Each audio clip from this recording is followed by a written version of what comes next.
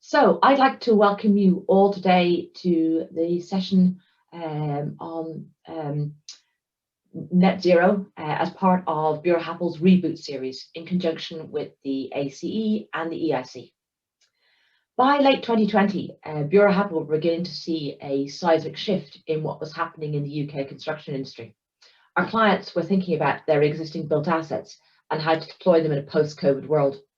They understood they'd not necessarily be used in the same way after the pandemic, and they'd need to consider how to repurpose them and inject new life, but sometimes didn't know where to start. Throughout its 45-year history, Buro Happold's always prided itself on touching the earth lightly, developing solutions which limit our impact on the environment. It's now crystallized in our global sustainability commitments, and we know that a really effective way to cut the carbon associated with the built environment is to support clients to reuse their buildings rather than demolishing them and creating an entirely new asset with all of the associated embodied carbon. Our Reboot campaign looks to facilitate an open dialogue with our clients and collaborators as we go on this journey together. And the subject of today's webinar plays well into this wider conversation. In December 2020, the ACE, the Association of Consulting and Engineering, and the EIC, the Net Zero Task Force, part of that, launched its first report called Are We Ready? Delivering Net Zero in the Built Environment. The Climate Change Act gives us only 3 decades to eliminate carbon from our built environment. We know it's a huge task, but outside the energy sector, little progress has been made in recent years, and we know that real action is needed now. The original report looked at the preparedness of different sectors to respond to the net zero challenge and identified significant disparities between the sectors, from the reasonably good position in which the rail sector is held to the challenges which both airports and ports are facing. The most common challenges across the sectors often included client business models being incompatible with net zero pathways and disconnects between different regulators. National policies and regulations are important, and we're continuing to call for government to recognise this and provide a clear policy framework that translates the high-level trajectory into a context for individual projects. Most of the current frameworks don't lend themselves easily to retrospectively adding a focus around carbon control or the path to net zero. In practice, those shaping infrastructure projects and investments often have the most influence over the carbon embedded in the asset themselves, and many within the construction and built environment sector are pledging to reduce embodied and operational carbon. Thus, the approach taken at a project level by designers, consultants, contractors and clients is going to be as important to what's covered by either regulation or legislation. We each have our part to play in shifting the dial, and we can start now by thinking differently and starting to grapple with this challenge and the opportunities that it's going to bring us. Engineering consultants need not only to ensure that we have the path to net zero at the forefront of our minds in the design and advisory work that we undertake, but also support our clients to come on this journey with us. In today's webinar, we're delighted to be joined by both designers and clients with a view to discussing how we can work together to achieve this net zero emission future. So, enough initial thoughts from me. I'd like to take this opportunity to introduce our panelists for this afternoon's discussion. Matthew Farrow is the Director of Policy at the Association of Consulting and Engineering, the ACE, and its sister organisation, the Environmental Industries Commission, and is one of the authors of last December's reports. He's going to be providing us with an update on the main government and business initiatives in the area. Ron Lang is the Chief Technical Officer for the Construction Innovation Hub, overseeing the technical development across a broad programme covering value-based decision-making, manufacturing-led construction, and digital transformation. Prior to his appointment as CTO, Ron led the development of the Value Toolkit, which is currently being tested on more than 100 organisations across the sector. Andrew Tavern is Buro Happold's Manchester Office Director. A structural engineer by training, he's focused on the commercial sector, working with developers and clients to both reuse existing structures and create new developments in an efficient and elegant manner, respecting the challenges of moving towards a lower carbon future. Rob Dieter is the Estates Director of the All England Lawn Tennis Club, and as he said, he's particularly busy at this time of the year. He's responsible for overseeing the development, construction and maintenance activities, including the master plan, the long-term vision for the wider estate. It includes a redevelopment and refurbishment to support a net zero carbon target for 2030. And finally, Alex Edwards is the Head of Infrastructure and Energy at Bruntwood Estates, where he plays a role in their net zero strategy. Bruntwood are emerging strongly into the post-pandemic world, both in their core area of commercial property and in the new UK-wide innovation districts. So, without further ado, I'd like to move over to the questions that have been posed and are going to, frame the initial part of the debate today. These are ones that have been submitted by members of the audience in the lead up to this. So I think without further ado, I'm going to turn to Rob and ask, what are some of the challenges that clients face when trying to move a portfolio of property towards net zero? And what tips can you give them on how to overcome these challenges? Thank you, Sarah. Well, welcome everybody. Clients like ourselves it's a significant challenge to get to net zero. The most obvious aspect of a large portfolio estate is the degassing, how you degas all those boilers that for years have been supporting buildings and stadia, and also how you look about degassing your kitchens from, again, that have been supporting both the event and the year-round use. Here at Wimbledon, we have quite a strange scenario. From a point, we are an event and we have a very peak load through the event. We also have a year-round use from a museum and private members club with tours. So we're all the time looking at how we can model our year-round use, model the event, and really understand our carbon footprint, and thereby start to analyse how we can go through that process to de-fossil fuel our whole infrastructure. We are currently looking at ground source heat pumps as a heat source, but we don't think that's going to provide the ultimate solution. We think it's going to be a combination of solutions. We look at our cooling loads throughout the year and see what they need, what heat's rejected from that, how we can repurpose that heat. We look at our year-round heat loads from both hot water and from building heat loss, and again see how we can reduce that. And that then leads us on to our facades and our building and old building stock, and how do you redo the facade to get lower heat loss, how you can get better performing building. And again, that's where the seasonal loads play a part. We are a summer event. We'll be up and running in 3 weeks' time, and we're fortunate that happens that time of year. So we use natural ventilation as a significant part of the design of the estate. But actually, how we can maximise natural ventilation, how we can reduce heat and cooling loads is a key part of this. And again, it sort of comes back to actually understanding how your estate performs, really understanding the occupancy profile, how it's being used, and being able to collect information around that from your building management system, from your metering, from your energy use, such that you can then analyse and go, actually, how can we optimise this and how we can reduce? And one of the other aspects around an event is also the use of temporary structures versus permanent structures. We're very conscious that building permanent structures have an embodied carbon content, and therefore we want to be honest with ourselves. What is in a permanent structure? What is a temporary structure? And look at that whole life use and do whole life analysis of the embodied carbon. And the same thing with our facades. Improving facades often has a large embodied carbon content, and we want to make sure we get the balance right. We don't want to be saving on an operational carbon only to be using a significant embodied carbon in that process.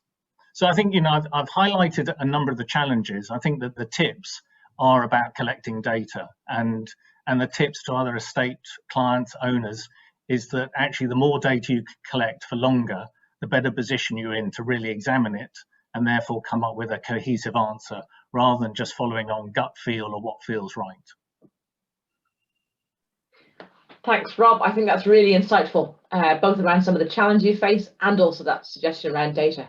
I think I think that is really one of the key things that we're picking up in conversations with clients all the time. If we turn now to Alex Edwards from Bruntwood States, can we ask you, Alex, what are the energy quick wins that the built environment can implement to contribute towards net zero targets? So I think there are a number of quick wins, and I guess there's a little bit of a question of what do you define as a quick win. You know, in terms of low cost, behavioural changes is a really easy quick win in that respect, but actually it can be really difficult to change the way that people work and the way that people historically use buildings. So that in itself is a big challenge, but if you can implement an appropriate behavioural change strategy, you can implement so that you can realise some real significant changes. In terms of you know, building efficiency, I think for me a fabric first approach should always be adopted. You know, improving walls, roofs, windows, airtightness can really see significant changes in energy usage. And there's some really good guidance in the LETI Climate Emergency Design Guide, which, you know, while there's only a couple of building types in there, they should cover most applications. And you know, it's never a bad investment to upgrade the fabric of a building. As Rob rightly pointed out, meter data is incredibly important. Analysis of meter data, getting more and more granular data is really important as well, so that you can see what your load profile is, particularly, you know, what's your out of hours load profile, and is there ways that you can reduce that down. In terms of new build and development, I think energy modelling plays an absolute critical role in terms of understanding what the predicted energy usage will be. The CIBSE TM54 model I'm a big advocate of, and you know, there are publications like the UKGBC that identify what net zero looks like in terms of operational carbon, and using energy modelling you can work towards achieving those targets. I think other simple things like, you know, better control of heating systems, and, you know, playing with heating set points is another one as well. Thanks, Alex. And it's interesting to hear you know, talking about, you know, not about the building regulations, but about the advice coming from the LETI guide. And I think that's one of the challenges we face, is getting the right information to and the right standards. Design for performance, not for compliance, is key. But I think it's a really important point in a lot of the discussions that we're having around the path to net zero at the moment. Brilliant. Can I turn to you now, Matthew, and ask about the roadmap to net zero that will assist all businesses, both consultants and client organisations, to have plans to where we go and how we can get there. Thank you, Sarah. Good afternoon, and good afternoon, everyone. And it's great to be supporting this webinar 6 months after the launch of the report last December. So I think the question was about, you know, do we have a roadmap that will help people sort of understand the context and the way they can shape their own actions? And I think, as you were saying in your introduction, you know, one of the points we made in our report last December was that while the government has these very ambitious targets, which apply to the UK as a whole, when you look at individual sectors, individual projects, often the regulatory context around those just does not cohere to any roadmap. It doesn't have that sort of consistency and coherence that we want. I think 6 months on, this is still a big challenge. I think the short answer is there isn't a national roadmap in the way I think a lot of businesses that I talk to would like to see one. What we've had in the last 6 months is the government being very positive and accepting pretty much all the targets that the Commission on Climate Change has suggested it should. So we've had the 6th carbon budget, which has involved even more ambitious targets for the 2030s. We've had not very much remarked on, but quite significant, the government agreeing to include UK's share of international aviation and shipping in our net zero 2050 target. So it's accepted the targets, but when the strategies have been coming out to underpin those, they've tended to be quite slow to come out. And often the ambition you see in them doesn't quite match where they need to be in terms of the targets. So things like the industrial decarbonisation strategy, you know, not a bad strategy, but not quite as ambitious as one would like to see. I think going forward, we're going to see a lot of activity over the next 6 months. 6 months pretty much exactly will be in COP26, and obviously the government desperate for the UK to put its best foot forward. So we should see fairly soon, I think, a heat and buildings decarbonisation strategy from the government that I think will help a lot in this space, and also a transport decarbonisation strategy. And the government has committed to wrapping all that up in a sort of grand UK net zero strategy to be published in September. So I think there'll be some interesting documents to come. What's interesting, though, is I think in the meantime, you started to see the private sector starting to fill that space. So a lot of individual business sectors in the economy have started to set out their own roadmaps and plans for net zero. So if you look at what Water UK have done in the water sector, a pretty detailed plan for how water may become net zero by 2030, I think. You look at the house building sector, you look at one or two other sectors. So I think it's important to be aware of those sector plans and to see how individual projects could relate to those. But I do think it's a role that consultants themselves are well placed to help with, in terms of helping clients develop their individual roadmaps. You know, projects happen at a sort of a small scale, and I think that's about combining some of the issues flagged up already by previous speakers. So what are the drivers for the client in the project? What is the data around that? And then thirdly, perhaps, what's the regulatory direction of travel? And how does the project need to sit within that? And I think where consultants can bring those three things together, they can actually help develop a roadmap for individual projects. So I think a lot we can do ourselves as a sector, but hopefully within the next 6 months, we'll see some more detail from government as well. Thanks, Matthew. I think that's a really well, from my perspective, really useful context. And part of the reason that we're having this discussion today is to try and bring the two groups closer together so that we begin to have that dialogue. Certainly a lot of the conversations I recognise I'm having, you know, I'm talking to other leaders of private companies who are really trying to accelerate the journey in the absence of regulation at the current time. Ron, can I turn to you now with your background at the CIH, the Construction Innovation Hub? What should be the top priorities that possibly aren't being focused on as much as they should be at the moment that we could be looking at? Yeah, thanks, Sarah. I was quite pleased I saw this question in advance, because otherwise you could have heard from me talking for probably about the next hour. So I've managed to try and prioritise, I suppose, my thoughts on this. So I think the first one, and there's a logical order to this, so I'm not quite sure what it is.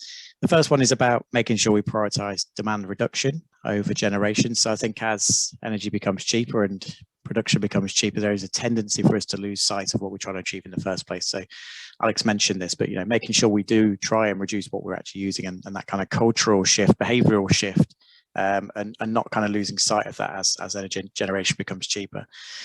The second, and I was really pleased in your introduction when you introduced everybody, there's quite a big focus on, you know, prioritizing reuse and repurposing and not just building new every time. I think I'm seeing this increasingly coming forward. So the question was, what are we not focusing on? I think the positive thing is that this is becoming a bigger focus. I think for anybody entering this sector, and I know I was the same, it's quite nice to work on the big shiny new stuff, but actually there's a massive amount of potential in that existing stock. So definitely something we should increase. I think thirdly, measurement. So I co-chair the CLC's performance working group, for example. I think we still really struggle as a sector to understand where we are, where we're coming from, and where we need to get to.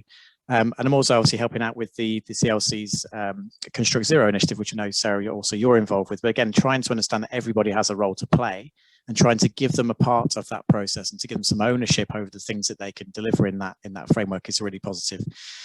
I think multidisciplinary or kind of systems thinking in skills and training is something that worries me. I think we still reinforce our sort of traditional skills boundaries between different professions of our sector. I think we all know it's no longer a case that you get a sustainability consultant or an energy consultant on a project and that solves everything. We have to be thinking about this holistically across those boundaries of the different disciplines. And like I say, I think that still concerns me slightly. We might be reinforcing some of those silos. So I would definitely be looking there. And then I think finally, a bit of a warning, I suppose, again, with my background in the last 9 months or so on the Value Toolkit, I think to make sure that we go into this with our eyes wide open, that we don't pursue a net zero future at all cost. And I think that means understanding that actually there are broader outcomes and values we need to deliver whilst doing so. So this is things like, where we source materials from and where they've come from, responsible sourcing. It's things like making sure we're not upsetting biodiversity and other aspects of natural environment, as well as looking at net zero. So I think probably the warning at the end of this this rant from me was make sure that we look at zero carbon in the round. We don't make decisions purely based on carbon alone. Thank you. Thanks, Ron. And again, I think there's huge amounts in that around the whole industry working together, and actually all having it as part of our agenda. Ron, that's what I was talking about at the beginning around, we need to collaborate. We need to work out that this is a journey, and the more of us are on it and helping each other, the quicker we'll hopefully get there. Andrew, our director from Manchester, can you talk to the audience about Buro Happold's carbon agenda at the current time? Yeah, so I mean, as you alluded to during the introduction, Buro Happold have had a carbon agenda or a sustainability agenda since kind of the inception of the business 40 plus years ago. It remains reducing the environmental impact of what we do remains a core value, and we've reinforced that value now by effectively reporting, calling ourselves out, and producing a global sustainability report. I think you alluded to that before, and effectively that allows us to look at where we are in our targets, and we've set 3 we feel incredibly important targets.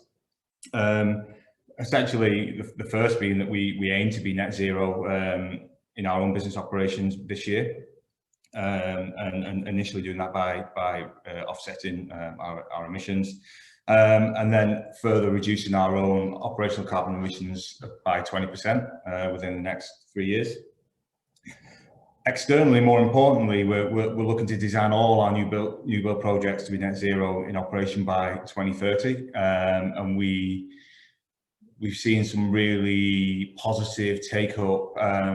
Speaking from a regional point of view in Manchester, some of our larger clients, especially in the commercial market, are really engaged with net zero and being taken on a journey to kind of understand it a little bit more. I'll come onto that in a minute.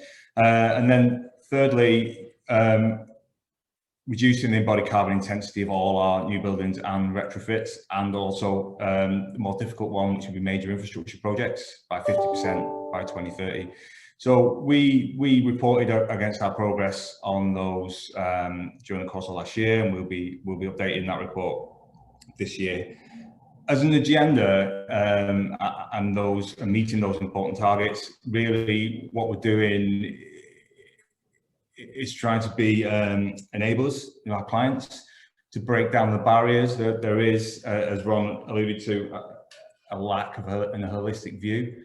I think the routes to net zero via embodied carbon and operational carbon and the application and that journey through the design process generally sits with the engineers at an early project stage, and we're trying to inform and promote the practice of net zero design, and trying to simplify the process. So we've produced toolkits that allow us to demonstrate how operational energy is affected by design decisions. And we've produced toolkits that kind of give a very graphical view of embodied carbon. So we've produced a toolkit that allows us effectively to rate the embodied carbon in a building in a kind of an EPC type certificate, A, B, C, D, E, F. So, you know, we can look at our projects through each design stage and effectively rate their carbon efficiency, embodied carbon efficiency, and look for ways to reduce that. And we report to our clients on these steps, and that enables everybody to start to look at informed choices through the latter stages of the design. So really, you know, in summary, we want to be an enabler. Our agenda is to enable, to break down those engineering barriers and to bring our clients and our collaborators on that journey through net zero. Thanks, Andrew. I think that gives a flavour to the audience about what we're trying to do. It's some brave steps, and we're being quite honest about our progress, or sometimes not as quick progress as we might like. But again, it is part of being on this challenging journey altogether. I think that's how we're actually going to shift the dial through measurement and through honesty. Great. Let's have another couple of questions. If members of the audience want, I know you've submitted these questions in advance, but if there's any other questions that are coming up in your mind as you go through it, you can either submit them to the organizer, BH Events, or put them in the chat and we can pick them up as we go through. And we can go from there. Rob, can I turn back to you and around talking, you know, picking up from what we've been, the challenges we've been looking at around the target of net zero emissions in the UK by 2050. It's a huge challenge. You know, you've talked about the data in your, you know, and looking at that. You've talked about degassing some of the buildings and some of the elements of it. What do you think more needs to change, and how and where are the next steps that you're going to need to be involved in engaging in that? Well, I think, you know, many of the comments that Ron made actually sang, you know, completely with what we're thinking. And part of those next steps is the holistic, you know, the silo mentality doesn't help us in heading towards that net zero. And that is about being clear around some of our old stock buildings and looking at them holistically, and looking at actually how we can reduce the carbon footprint of those, and again how to refurbish them, not rebuild them. So we're very much into the repurpose world and refurbishment. But when we do look to do new build, we are looking at other materials. We're looking at wood and cross-laminated timber. But again, we're thinking, you know, the end of life, looking holistically, what's going to happen at the end of life of these products. You know, make sure they can be reused again and they have that longevity. Part of our challenge is about future flexibility. We're seeing in the world of broadcast and media that, you know, there's changes, and therefore our building stock needs to incorporate that flexibility and be able to adapt. So that adaptability is a key part of moving forward and designing that in. I think I've lost my thread a bit on your question, actually. Was there anything particular, Sarah? No, I think you're answering the question I asked you very perfectly, which is around what needs to change in the building portfolio, and where do you start? So I think, you know, So you start at the old stock, and definitely the recognizing which are your worst performing buildings and go and target them. And clearly, you know, an estate like ours has a whole mixture of new and old buildings that needs to be looked at, and coming up with holistic solutions. And interestingly, the pandemic and people working from home and remote working has also now changed the way people view some of that space. Whereas before the traditional event was you had to be here, actually do people have to be here? And therefore expanding the event area to deal with people may not be the right solution, and actually looking at alternative routes. And it's that sort of holistic thinking I think will get us towards that net zero.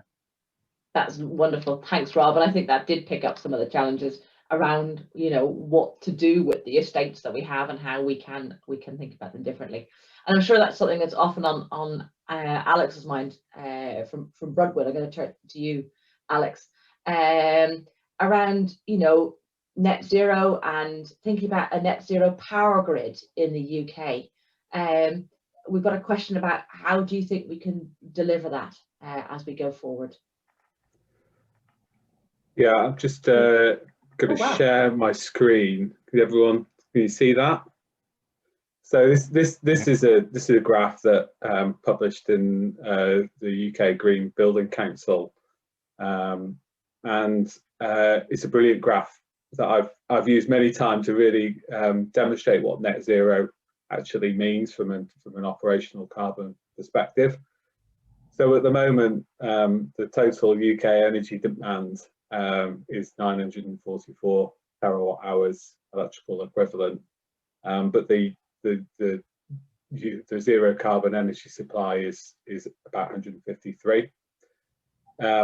The projected increase in zero carbon energy is up to 374, and therefore for us to achieve net zero, the total demand has got to reduce down to that figure, which is approximately 60% on today's consumption, which is a massive reduction. But I think that clearly and concisely kind of demonstrates what net zero actually means. I think in order for us to achieve it, obviously we've really got to reduce demand significantly. I think that there is discussion that the 374 may need to increase as well, and I think there are projections that will increase. And I think one of the other big challenges is around balancing the renewables connected into the grid. So obviously it's not always sunny and it's not always windy, and sun and wind are the two main renewable sources that people go to. And I think from my perspective, hydrogen has got a big part to play in balancing the grid.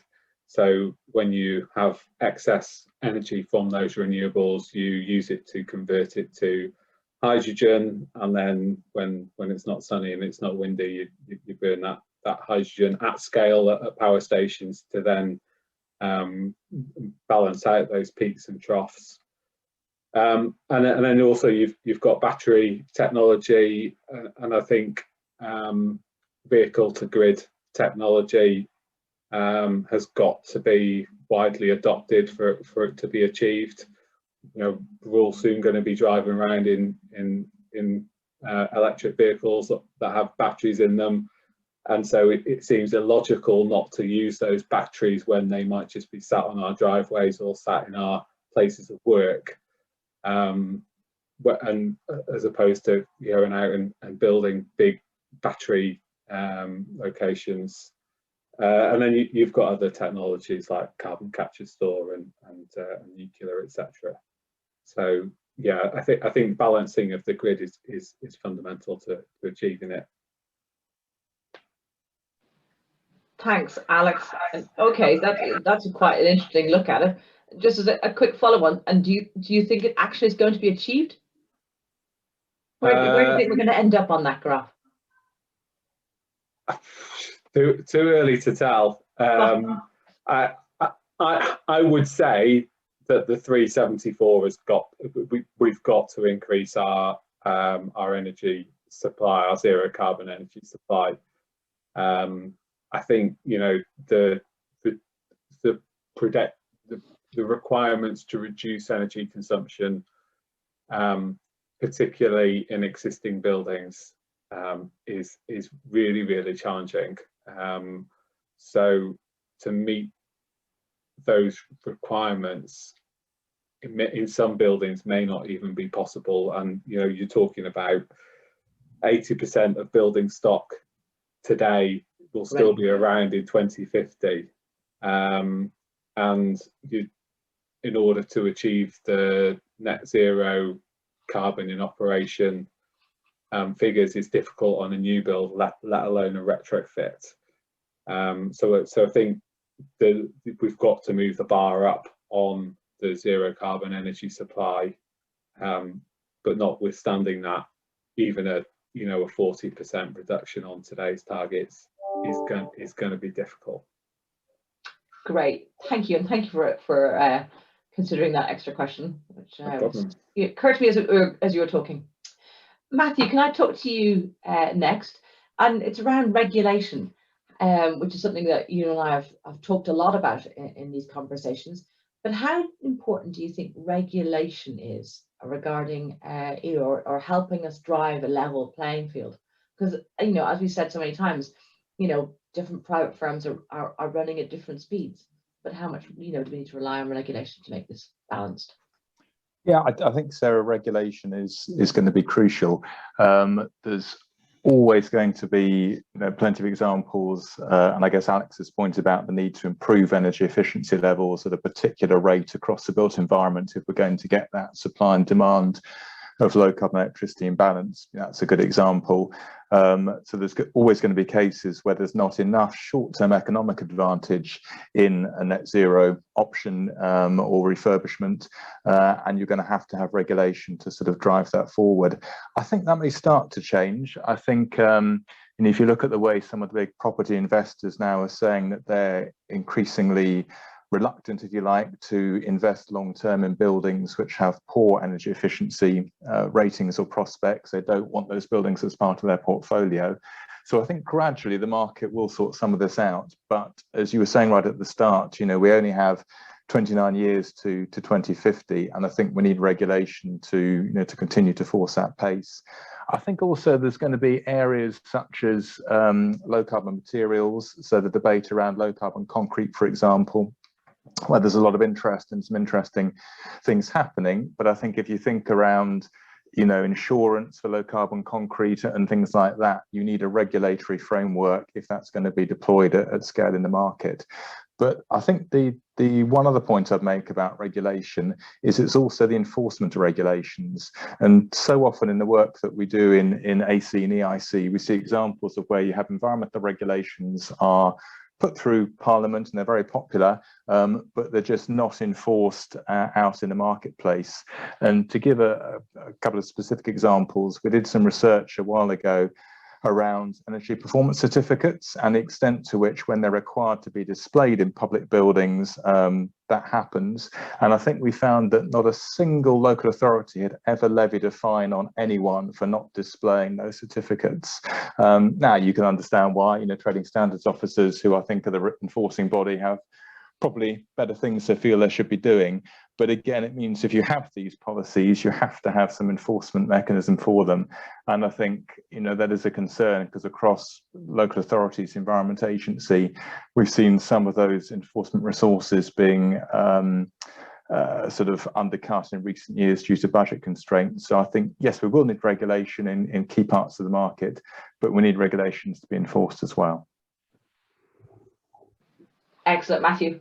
Some sobering thoughts there. Didn't even know that about those certificates. Brilliant. Turning back to Ron, if we can, and asking, what do you think will have the biggest impact on reducing construction costs to get us to net zero? I'm thinking about that. Yeah, so I think probably two answers to this, both quite succinct, one more controversial than the other. So the first answer, I would say, this is the way we reduce capital cost is by making net zero business as usual. So only through scale are we going to get that kind of answer. But of course, that needs strong commitment from government. It needs strong commitment from clients. And as a result, you'll get the supply chain investing in the solutions that we need. I think at the moment, I'm sure we've all had experiences where the supply chain are, there is a penalty, there is a risk to innovating and doing things differently. If it becomes business as usual, you don't have the issue. So we need to stop punishing people for trying things that are more innovative. But I think probably on the flip side, the question is what worries me. So, we have this obsession with capital cost. Now, of course, there is always a cost envelope. There will always be a cost envelope to delivering a project. But until we start to move towards whole life cost consideration, we are not going to move this agenda forward to the extent that we need to. And we're not just talking about the fact that these things will pay off through their life cycle. We're talking about the broader economic benefits, the broader social benefits, for example. So I think the question is a very valid one, and is certainly our mindset as we speak now. How do we drive the best value we can for the cost and the capital that we have? But we really need to start to think about the longer term cost implications of some of these innovations. So I said it would be succinct, Sarah. That is my succinct answer.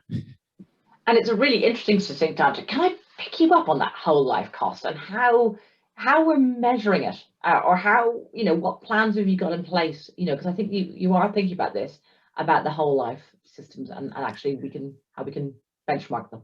Yeah, I was dreading you asking me that, Sarah. Oh, sorry, you didn't. No, it's fine. It probably goes into more detail than I can provide.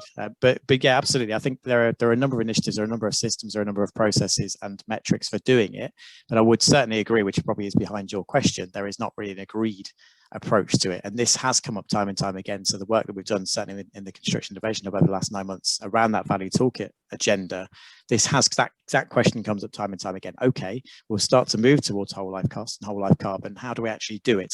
So I think we're going to see a lot more of that certainly in the short term actually coming through now, and there are certainly lots of organizations, RICS being one of them, that are trying to lead that charge towards a more consistent approach.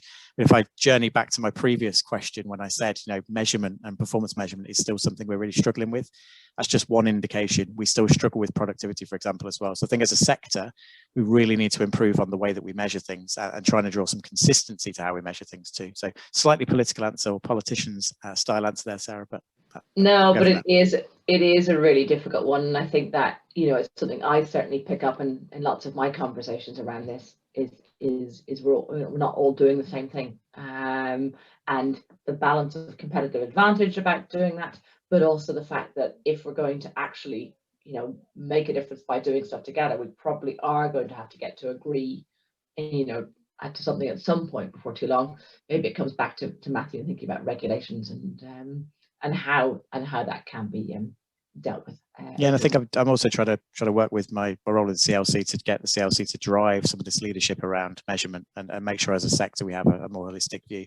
I think that some of the views are that as long as we're measuring, you know, we can at least see how we get from A to B, even if our scales are slightly different. I think that's a valid view, but actually, you know, Construction Leadership Council, I think, can play a really vital role, particularly around the work they're doing on Construct Zero, to start to help people to understand how to measure some of these things more consistently. I think that is true, and, you know, at least we're measuring something, even in the very short term, you know, because we can then benchmark it in a year or two's time. Thanks, Ron. That's really helpful. And talking about measuring and you know, level playing fields and making sure we understand things. Andrew, turning to you, and it is one of these things again around what's right. I'm going to talk about carbon offsetting. You know, you talked to us a little while ago about the fact that we're using carbon offsetting in Buro Happold at the current time to make sure that we're operating at net zero at the current time, you know, even now this year. What's your opinion on whether that's a guilt pacifier and what we should be doing about it? My view in terms of Buro Happold is that it's not a guilt pacifier. It's an enabler to start us on a journey to net zero. I think over the past 10 plus years, I think a lot of the larger wealthy organisations have used carbon offsetting to allow them to become far more, you know, complacent in what they do, and use a scheme such as carbon offsetting as to kind of maintain a business as usual approach rather than change their behaviour.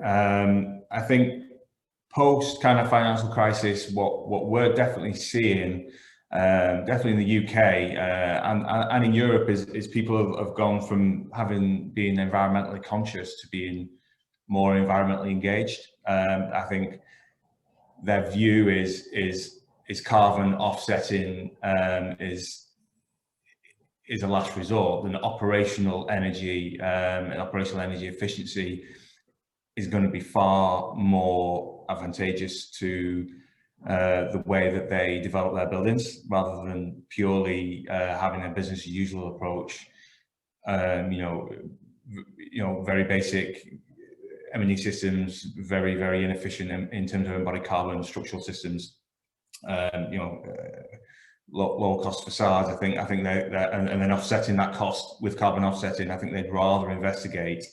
Design for performance. Is something that we're doing a lot of in terms of intelligent management, building management systems, and the way that we operate buildings and how they operate as they evolve. I think systems such as that are far more appealing to businesses rather than just straight carbon offsetting. Thanks, Andrew. I think that's, it is a useful tool, provided we're using it carefully and we're not just using it to absolve ourselves, of lots of other things. We need to be taking other steps as well. I think is really important.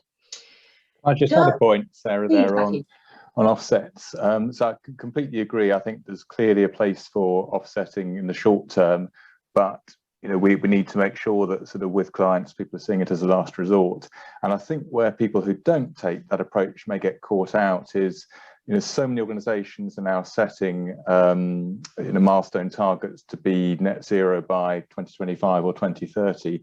I think what people will find is if they're assuming they can sort of buy heavily in the offset market in the run up to those core dates, they will suddenly find the prices maybe significantly more than they anticipated, because there'll be a lot of people searching for offsets in a sort of in the same market. So I think that's another reason why, just for sort of pure economic reasons, people need to very much see offsets as something you only do when you've done all the practical steps you can do to decarbonise. Yeah, there's certainly. Sorry, Andrew. Just to jump back in, I mean, what we're seeing with our commercial clients is they are realising better yields on their investment by having better performing buildings, and I think that's very important moving forward. And they're not necessarily going to realise those better yields if they're just straight carbon offsetting. Yeah, I think that is very, very true. And I think I think it was Matthew who said that the real estate is going to be even more challenging as we go forward, if people aren't going to want to buy and sell commercial properties that aren't reasonably well performing. And certainly in terms of the offsetting, in terms of Buro Happold, as I said, we're operating at net zero globally at the moment, but there is a degree of offsetting in that. But we are constantly now on a journey to reduce our operational carbon year on year, because we're quite nervous about how difficult it could be to implement those offsets in a couple of years' time. So that's quite important. Does anybody have any questions from the floor? If anyone wants to raise their hand or post a question in the chat, we've probably got time for just a couple more questions before we close today. I haven't noticed any being posted, but if I'm missing some, please let me know. Brilliant. Well, whilst we wait to see, does anybody want to do that? Let's look at another question that's already, as you said, that's already been posted by our audience today. Can we go back to you, Rob? And you've talked earlier on in today's conversation about data and the importance of using that and measuring it consistently across the portfolio. How do you handle, I think this is obviously a question from people who are struggling with this question, how do you handle it when you have it incomplete data or the data is unavailable? And how does that affect your planning around dealing with, dealing with the CO2 emissions and their reduction? Yeah, well, I think most people, running a portfolio of buildings will have a lot of incomplete data. I think what's quite interesting is actually how much data you actually have that you probably didn't realise. So you're looking at occupancy and you're trying to understand an occupancy of a building and how it's being used. It is amazing what you can pull out of the security system to give you that level of information and the usage. It's amazing what data is available through the lighting control system, through your BMS. And it's starting to have people looking at these systems holistically and say, well, actually, we can see a trend here. We can see how this is being used. I mean, myself, my team here at the estate department at the All England Club, we fill the gaps. We project the data. We look at it. We're here on site and we sort of see how it's being used and analyze it, and then sort of test that in our models in terms of moving forward. One of the things that did strike me in one of the other questions is, measuring whole life carbon.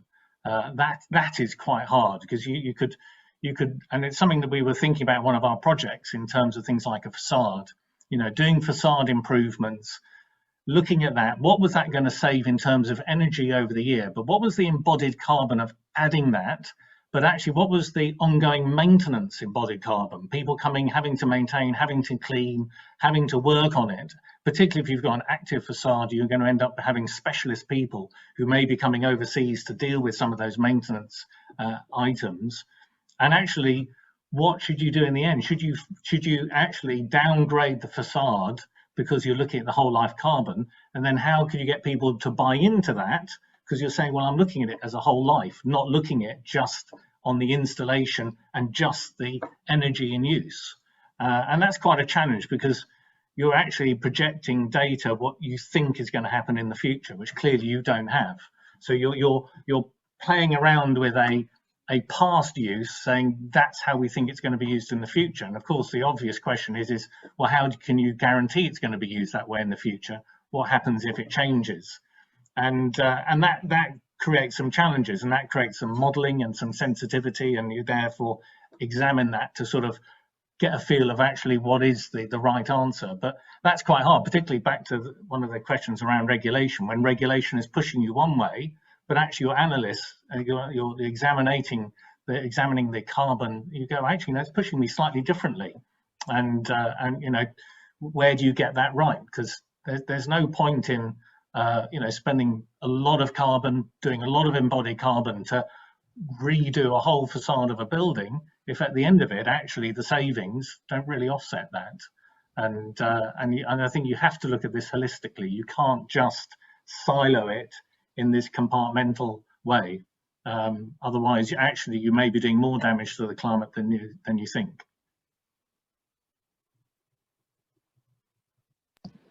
Thanks, Rob. I think that really is that. I think you've really articulated from the perspective of somebody doing this work the real challenge and the real dilemma. That are, you know, that you face actually in dealing with these questions. We've had a question from the audience, and it's partially answered, but it'd be interesting to hear the panel's thoughts. Potentially, I think I'm going to turn to Matthew to start with. It's around the definitions of net zero carbon. You know, how do we define it? You know, and I think this is, I really understand this to be a massive challenge at the current time, because there are lots of different definitions.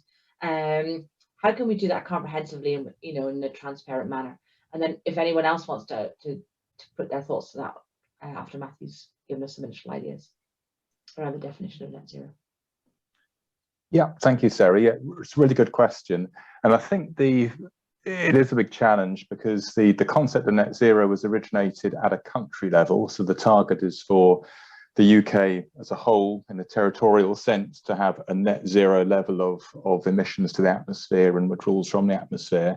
And of course, for, you know, all sorts of great reasons, people have got behind that and want to apply it to their own companies or their own projects or their own towns, if it's a local authority declaring climate emergency.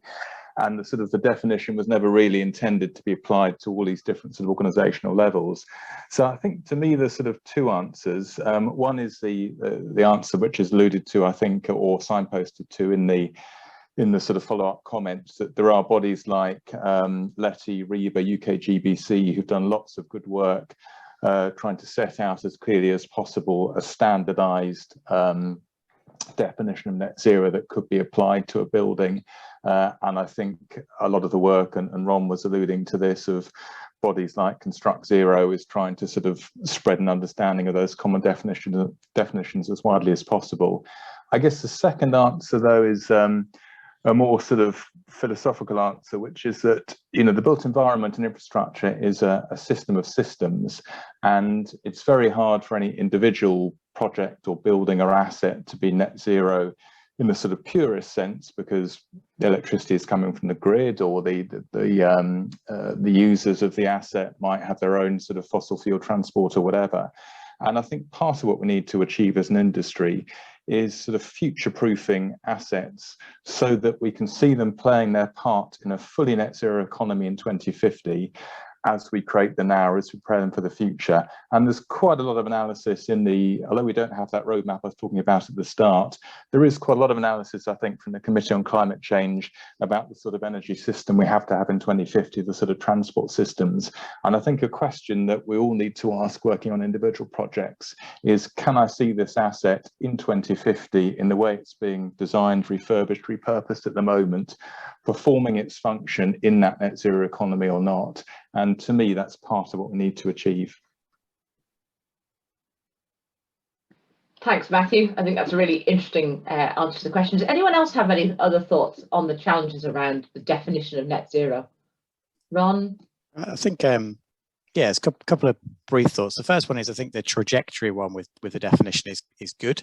So for many years, we tried to leave behind the bits that were hard. So unregulated energy, for example, it was in the kind of too hard camp, so we just won't talk about it. And the word that jumped out of the question there was guilt. How can we have a definition that we actually all believe really is the definition rather than the bit that's easy to measure? So I think that's the first positive side, I think, that we're starting to talk about those harder bits. Second bit is that it is very complex. I was listening to a blog by Professor Jackie Glass from UCL last week, and she was talking about some academics spend their entire career defining things. That's what they do. We don't have that luxury, unfortunately. And I think the difficulty here is if we spend so much time arguing over the definition, we don't actually make any progress and we don't actually move forward. So we do have to be careful not to let the semantics get in the way of the action, I think. And that that's a challenge. So just a couple of thoughts from me. I mean, Matthew's point about system of systems. This is difficult when you start to get into what it really means.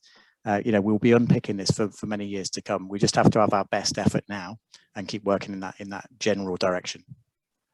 Yeah, and I think that's certainly a lot of us are feeling that now. Is the fact that this is a huge topic. This is something that we could spend the next, certainly 5 of the next 10 years thinking about how we define it, and yet time is ticking away. We need to aim high. We need to realize that the trajectory is the right one.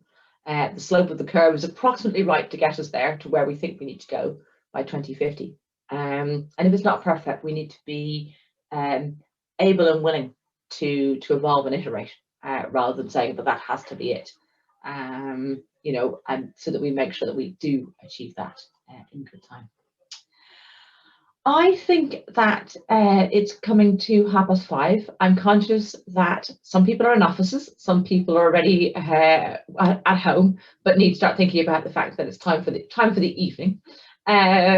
So I think at this point we're going to draw the webinar to a close.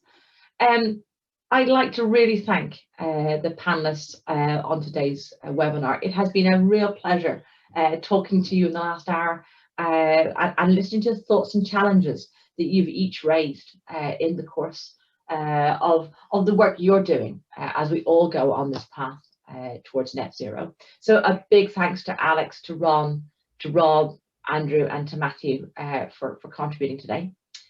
I'd like to thank our audience for sending in the questions that we've been endeavouring to answer in the course of the last hour, and indeed to everybody who's attended today's webinar and made it a really interesting conversation. You've been a reasonably quiet audience, I gather, in terms of asking additional questions, but I hope that you found it an interesting discussion. There are a number of other events as part of Buro Happold's Reboot campaign. The details are available on our website, and we'd love to welcome you to subsequent ones in the future if you can join us. In the interim, thank you all so very much. Have a good evening. Thank you.